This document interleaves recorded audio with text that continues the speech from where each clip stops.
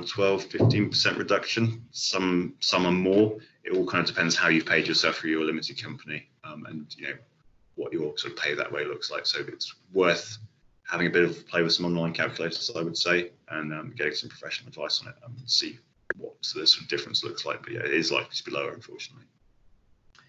Okay, next question from Dave E. How and when will I find out my IR35 determination status from Gattaca, my client?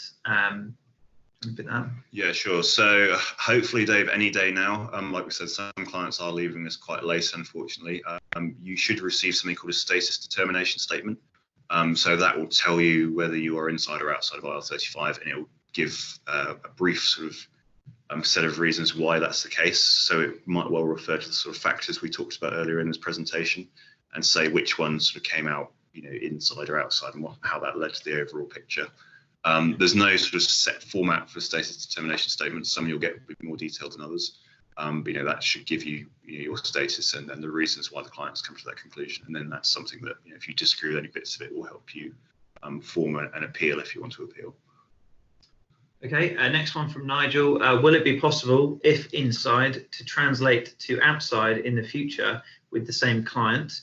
Would being inside to start not establish inside forever?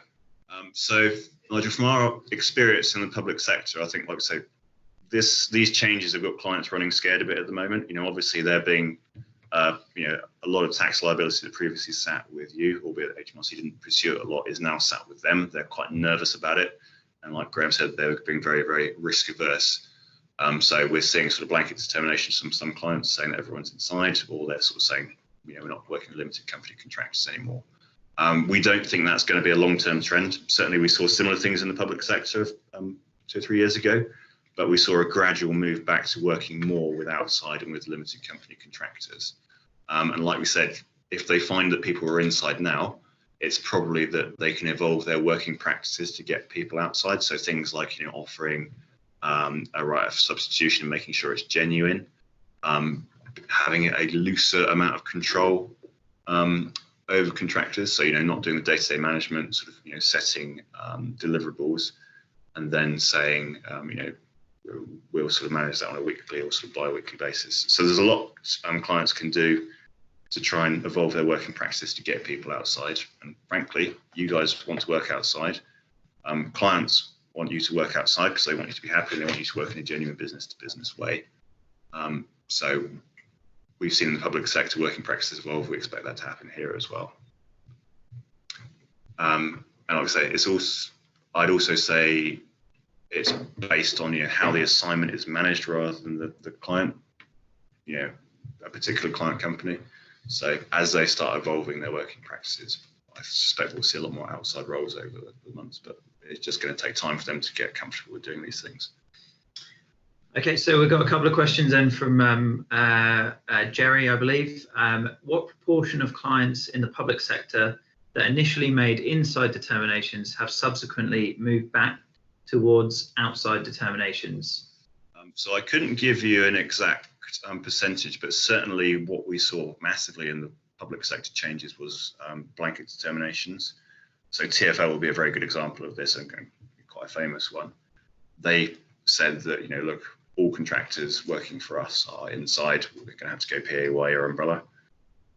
They found they had a mass walkout of contractors or contractors refusing to work for them. And then they instituted a process whereby, if contractors went away and got their own determination, they could use that in an appeal, and then TfL would, move them outside if they got a determination from a reputable assessment company that was insurance backed. I suspect we'll see a lot of the same from private sector clients too. And like I say, as companies and public sector organisations have got more comfortable with the rules and the working practices associated with them, we've seen sort of definitely a trend towards accepting outside determinations again. So we expect the same here. That's why we're confident about it. Yeah, just to quickly touch on that, actually, the TfL process, and comes back to that point about whether it's worth you getting using the assess tool or anything else to come up with your own determination, is that a lot of what TfL did was they would review, they had a process to review internally whether they thought that an assignment, where it's based on the assignment, not the individual, whether they thought an assignment could fall outside of IR35. And where they felt that it could fall outside of IR35, they then engaged, or they then looked for the contractor to have an independent assessment for those particular assignments through a reputable and audited assessment provider, and used that information to bring it back in and say, okay, we've had the internal process which is suggested we think the assignment could fall outside. We've now had an independent assessment on the individual and the way the individual's working with us, and they're comfortable the role does fall outside. Now, as the end client responsible for making this determination, are we comfortable with all of that to make an official determination? In many cases, not all, but in many cases they were. And this is probably how I would assume the private sector companies will evolve. So having something in your locker, for want of a better phrase, to show that the way that your bit, the way that you're engaging or looking to engage with businesses is appropriate to working outside, is going to be helpful. But obviously, making the same point again, you do so at your own risk. Cool. Another one from Jerry. CES does not appear to include mutuality of obligation, and as HMRC appear to consider that this is always in place. How does that work in practice? Are HMRC setting themselves up for a failure in assessments? So Jerry, yes, you're absolutely right. This is part of the reason that CES is sort of quite controversial and perceived to be biased towards putting people inside. How does it work in practice? Well, I think the thing is that HMRC get away with it to an extent because, you know, they obviously send tax demands for people and they don't dispute it and they pay it. You know, obviously the vast majority of people don't take HMRC all the way to a tax tribunal to challenge you know, their determinations when they come and ask you for a tax payment. Certainly so HMRC has an appalling record in tax tribunal for IR35. I think they've lost about 85% of their cases over the years. And this is part of the reason why, because obviously they have quite a simplistic approach to it. One could say a biased approach, that when it is actually challenged in front of a tax tribunal, they fail. But unfortunately, most people don't take them that far. So yeah, I would love to say that HMRC are gonna, you know, come unstuck when these things get challenged, but it's going to take someone challenging them and then losing pretty publicly for it to stick.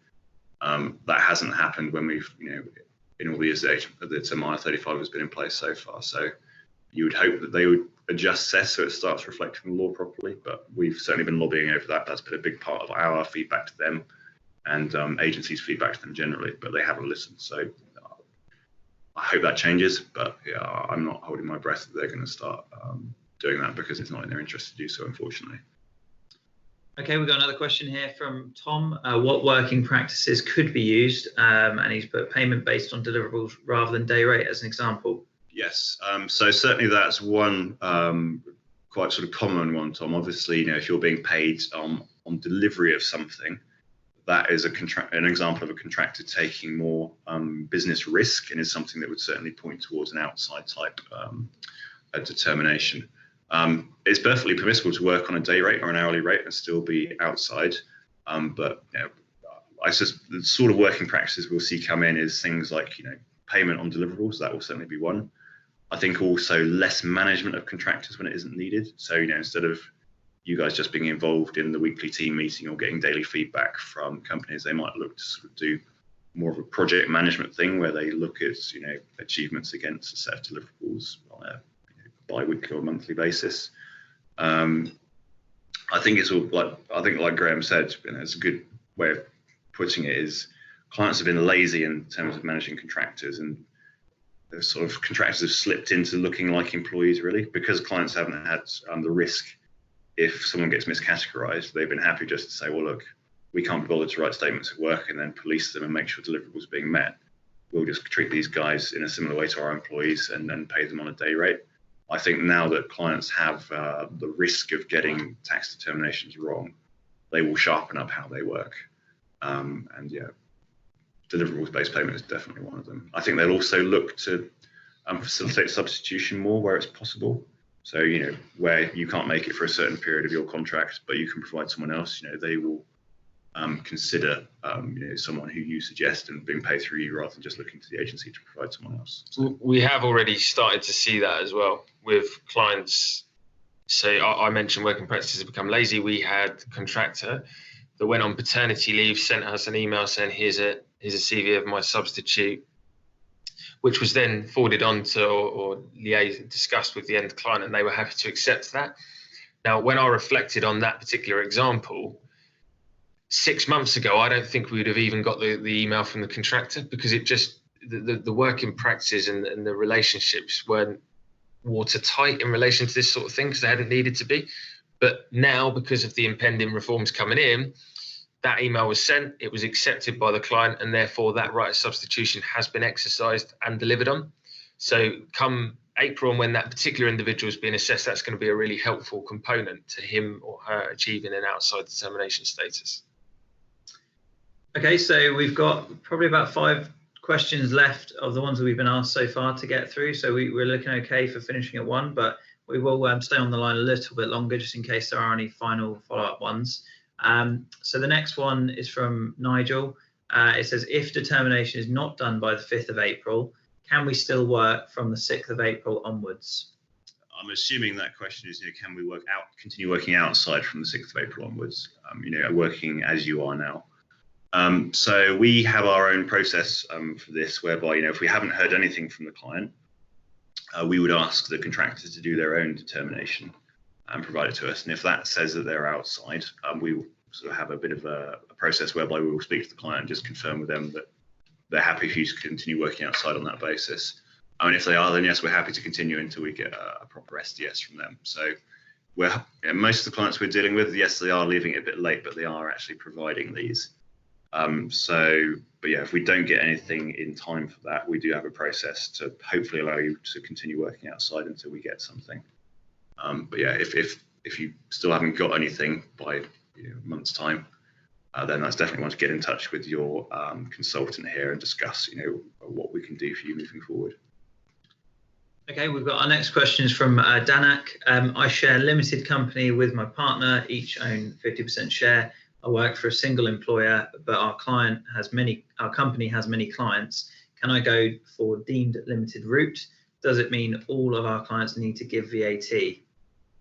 Danak, like Graham said, the deemed limited route won't be attractive for too many people, because obviously you effectively get taxed twice, so it's a bit painful in that you get employment taxes levied on the payment you receive from us, and then when your company makes a profit and you assign yourselves dividends, you get taxed again on them. Where I think it will be more attractive is like in a company like this, where you have multiple assignments, probably over a short period of time, where some are inside and some are outside. And that's the situation where, if you've got multiple outside things, it might make sense to keep your limited company going and use it in the same way you have been. In terms of VAT, so if you work deemed, you can still charge VAT on all of the assignments you work. And that, like Graham said, will be on the gross rate that you receive from us. So VAT continues to apply if you go deemed, whatever type of assignment you're working on. Okay, our next one is from Mandar. If our assignment is determined inside IR35 currently, can HMRC investigate retrospectively in the past, which I think is a good... Yeah, it's a very good question. And it's one that obviously contractors are concerned about. So this is one, whenever we've met with HMRC, we've posed to them, and they've not been quite as reassuring on it as we would like.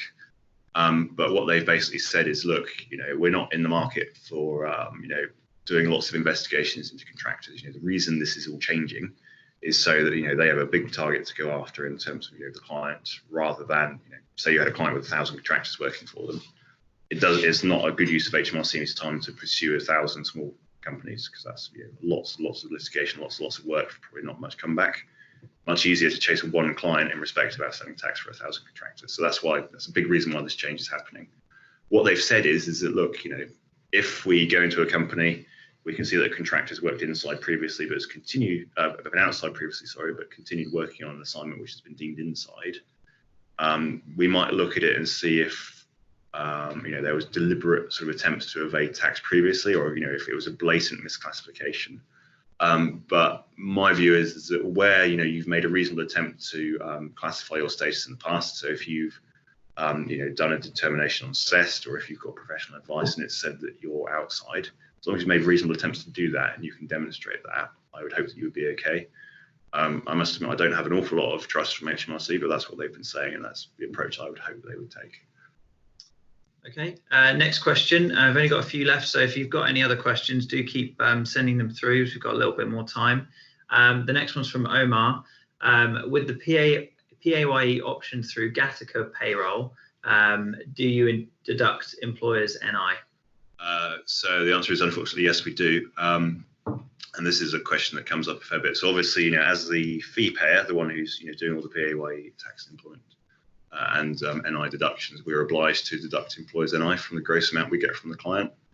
Certainly, some of HMRC's guidance, although the law itself doesn't say this, but HMRC has said we would expect the end client to absorb the employer's national insurance contribution. We're encouraging clients to do that, and quite a few of them have, but it's not strictly speaking a requirement of law. So some aren't doing it, unfortunately. But yeah, it's a deduction we have to make at law, unfortunately. So, and we can only take that out of the gross work rate we get from the client. Okay, and then we've got a question here from Rick Palmer. I find the CES question about HMRC's criteria for providing a substitute very confusing yet quite important. I'm a software developer. I have a couple of friends who potentially substitute me at my position, but only for a few days. This would be futile as they'd just be getting up to speed. If it were for 3 weeks, they would no doubt make themselves useful. How can I truthfully answer this question given all the unknown parameters? Yeah, absolutely, Rick. It's a difficult one, and I think there is some sort of guidance that comes off the back of the CES tool that might be worth you looking at. Actually, have we got Rick's email from this? I'll email you a link to the sort of more specific guidance afterwards, Rick, if that'd be helpful, because the HMRC do give some sort of some scenarios which might be useful for you to look at. I think you will obviously be able to answer the question from one side of could you provide a substitute? Do you have contacts, etc., who could easily step in? I think probably the bigger question on this is, does the client actually facilitate substitution? Even if you could provide someone, could you definitely say that they would accept a substitute if they were suitably skilled and qualified? Because a lot of clients don't seem to. And if it was queried, if HMRC came into their business and said, well, okay, do you have a history of accepting substitutes? If the answer is no, they might say, well, what process or policy do you have around this? If they can't show them anything, I think HMRC is unlikely to say that it's a genuine right of substitution. So it's a difficult question to answer. I would usually be tempted to answer it in that you can't provide a substitute. I think it's quite a difficult one to convince HMRC that a right of substitution is genuine, unfortunately. So unless you've got a history of doing it, or you're confident you can definitely demonstrate it would happen, I would err on the side of caution and answer that question and say, no, I can't provide a substitute. Okay, next one, Alison. Who pays employer tax / pension contributions? When do the new contracts have to start? Some companies are starting them in March for inside IR35. Yeah, so I think I mentioned the point earlier about employers' NICs. Same is true for any auto-enrollment pension. When do the new contracts have to start? So in theory, this becomes the client's liability from the 6th of April. Some have been trying to get their house in order a little bit beforehand and said, actually, we want these starting in March. That's a bit of a throwback to HMRC's original position on this, where they said that this relates to any payments that are made after the 6th of April. And therefore, a lot of clients thought, well, we better get it in place in March because, we pay several weeks later. So we need to be compliant by then. HMRC now says the changes actually apply in respect to any work done after 6th of April. But some clients have obviously, timetabled in to be, for it to be done by a certain date. So that's why you're seeing contract changes in March. Okay, there's just a quick one. There was a follow-up from Rick after our clarification. He said, okay, thanks. So if the client is not prepared to accept one anyway, it's a no. Yeah, exactly. That's right, yeah. Okay, and the next one then from Mo. I'm working via my limited company since the last 6 years and now have to go inside because of a blanket decision. What should I do with my limited company? And what about business bank account, keeping in mind I'll have about 75,000 left in my business bank account after paying all the liabilities. What's the best way to take this money out from the business bank account whilst being inside from April onwards? So it's a good question, Mo, and it's probably one I said, it's probably worth taking a bit more of a long-term view on this, because like Graham said, we're expecting quite a lot of industries to move back towards outside working as time goes on.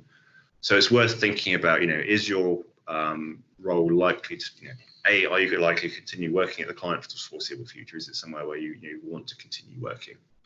And is it one that you could legitimately do outside, and that you think that they might be able to support an outside one?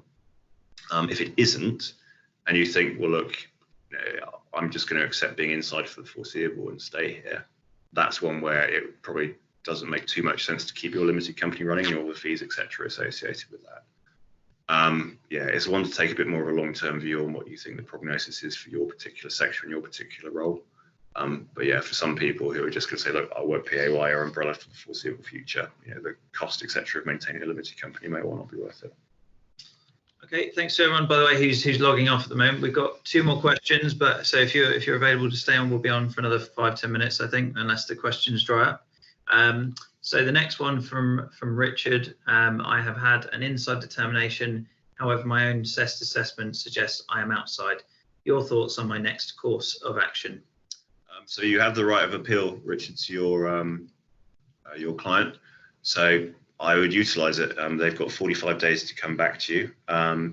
It would be interesting to know if they've used CEST to do the assessment themselves, or whether they've used a different approach to do it, and how much detail they've given you in the SDS. Obviously, if they've used CEST and you're using the same test, it might be that there's certain questions that have tipped you outside from their point of view, and a part of your appeal could be having a bit of a debate about what the correct answer to that question is, and indeed, if you've got a disagreement about the answer to that question, whether you could change working practices to make the answer to that question change. So worth a conversation, worth an appeal would be my thought on that. And just for anyone who missed it, SDS is status determination statement. Yeah, so that's what you should have got, which tells you, that you're inside and gives you the reasons why. So the last one that we've got currently is from Paul Gardner. How is reduced hours working viewed from an IR35 perspective, i.e. 30 hours per week? So I think that's a fairly neutral factor, to be honest. I guess if you were working a reduced hour on a certain assignment and you were working elsewhere on different assignments, that might be something that pushes you outside. But there's plenty of sort of short-term employment type relationships as well. So that's probably a neutral one rather than something that pushes you either way, I would suggest. Right, so there's a comment from Rick. So I think that's just more of a response to another question. And then there's a final question from Alison, which is, my agency employs a third party who take a cut. Can this be reviewed? Is that an umbrella maybe? It'd be interesting. Do you have more information, Alison, about who that third party is and what they do? Is they sort of an assessment agent? Are they an assessment company? Or are they an umbrella? So Alison's just said, will it come off my daily rate? But yeah, Alison, if you could give us a bit more information about who this third party is as well. Yeah, or just what they do, that might help. Oh, sorry, that wasn't from Alison. That was from Michael Dunnican. Apologies. Pardon us. Apologies for that. Michael, do you have any other information about that third party? And if you post it on the chat, we'll come back to it. And then in the meantime, Alison said, could you explain who pays the employer tax as still unclear? And then she also says, will it come off my daily rate? Yeah, so in terms of who is responsible for deducting it and paying it to HMRC, that is us, because we're the ones carrying out the PAYE function. In terms of, is the client required to update your rate so that the cost of employer tax is neutral to you, so employer NICs? The answer is no. Strictly speaking, at law, they're not. So it could hit your take-home rate in that employer NIC is being deducted from what you would regard as your sort of gross rate currently.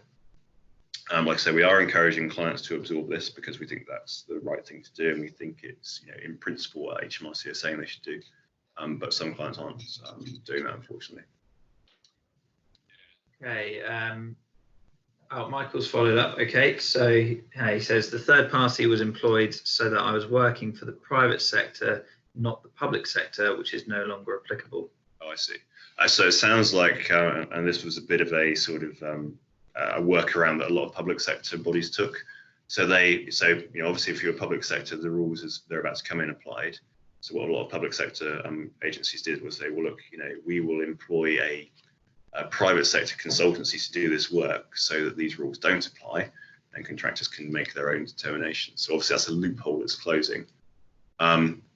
So is that a situation that can be reviewed? Obviously that's unfortunately going to be a question for the client, is a point to make, because if the rules are all changing now, that's probably, that structure is probably going to be slightly redundant and not of much use. But obviously a lot of public sector bodies do outsource work, so there might be some other value to them in having that type of setup. But yeah, it's probably worth asking the question, to be honest. Okay, so that covers all the questions we've had. Obviously, I appreciate some people have had to leave, which is obviously fine. If there are any final questions, please do type them into the chat now. We've had a comment from Rick. Let's have a little look at that.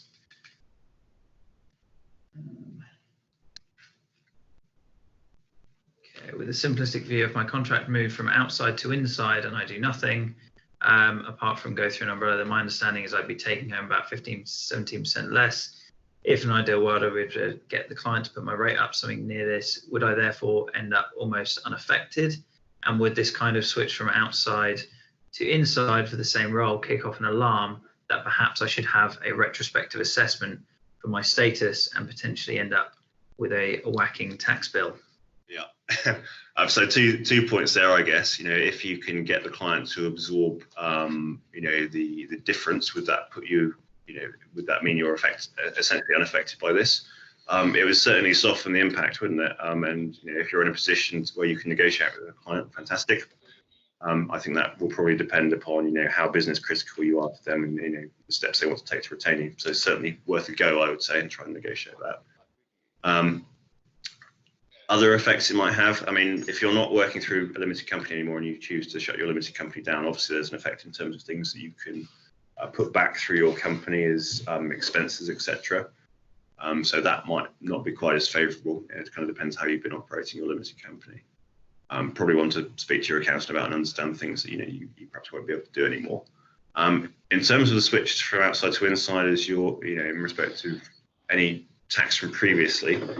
So HMRC have up to 4 years to go after previous tax. Like we said earlier, they've assured us that they're not going to be targeting contractors as part of this, unless they think there's sort of been serious non-compliance. So, if you can demonstrate that you took some steps to assess your status previously, and you've still got the paperwork from that, hopefully you'll be able to persuade them that you took a reasonable approach to it. I don't think they'll be going after, I certainly don't think it's something they'll be going into companies with an agenda to sort of find contractors who've hung around and changed from outside to inside. So I wouldn't worry too much about it if you think you can, if you've done an assessment previously and you think you can demonstrate that you took appropriate steps with that, I would hope that you would be okay. But yeah, HMRC's reassurances, I don't think are always worth that much. So it's worth considering if you think there might have been sort of a big gap between how you assessed yourself previously and what happens now. Because obviously clients, some clients are taking blanket approaches. If you took a reasonable approach previously, I wouldn't expect that to be a problem. If you didn't sort of assess your status at all previously, or you didn't sort of keep any record of it, that's when I think you might have a bit of a sort of previous problem if it does get scrutinised. Just following up on that, Rick, coming back to the public sector and experiences from that, we have had, so the first part of the question was, could you get an increase from clients? Absolutely, you can in certain instances, and we have seen that in the public sector. So some of our public sector clients have taken a view on each individual assignment, each individual that's working within those assignments, and how basic economic factors, how easy would they be to replace them, how critical are they to the business. And so the reality is there we did see people having their rates, their end rates that the client was paying increase to try and compensate them as a retention tool. So that can and will happen in instances. And that last point around what Gary made about would they look back retrospectively, and is that a big risk to you? It's clearly a judgment call that you're going to need to make yourself, and the advice to speak to an accountant was a good one. What I would say is that it's my opinion and my belief that HMRC are expecting to catch So they suggested they thought that 30% would be caught by this. Now, that's possibly, speaking in real terms, that might be finger in the air type suggestion. However, when we're seeing probably from our clients about 85% inside determinations, I think it's there's a big difference there that might just be the end client taking more of a blanket or more of a risk averse approach to the reality of the situation. HMRC, when they come in, like Gary alluded to, is every suggestion that you have in place what you need to be able to fend off that sort of investigation. So it's completely down to you and it's your judgment call. But I certainly wouldn't be making any knee-jerk reactions if I was in this position, through fear of being retrospectively investigated by HMRC. Yeah, I mean, like we said before, like the reason HMRC are changing this is because they don't have the resources to go after lots of individual contractors. So that hasn't changed. So I think unless it's right in front of them and it's pretty blatant sort of tax evasion, then I'd hope that they wouldn't go after you. But yeah, it's something to keep in mind, certainly. It's something to prepare yourselves to defend it, just in case. Okay, I think we'll take just the last question there from Phil, and then we'll probably wrap up today. So he says, what happens if you're already paying PAYE contributions? So obviously the impact will depend very much on how you're paying yourself. And I'm assuming for you're working through a limited company, it will depend on how you're paying yourself at the moment. So if you were using a limited company and paying yourselves entirely through salary and paying any PAYE tax or national insurance on that, you shouldn't actually notice much of a difference, I shouldn't think. But obviously that's not what most people do. Most people pay themselves a low salary, either below or just above the sort of income tax and national insurance threshold, and then pay themselves as dividends from the company. But yeah, if you're already paying yourself entirely through wages for a company, this probably won't have too big an impact. But importantly, for it to be no impact and reflective of what you're going to receive post April the 6th, it has to be PAYE deductions on the full income of that assignment, not part of it.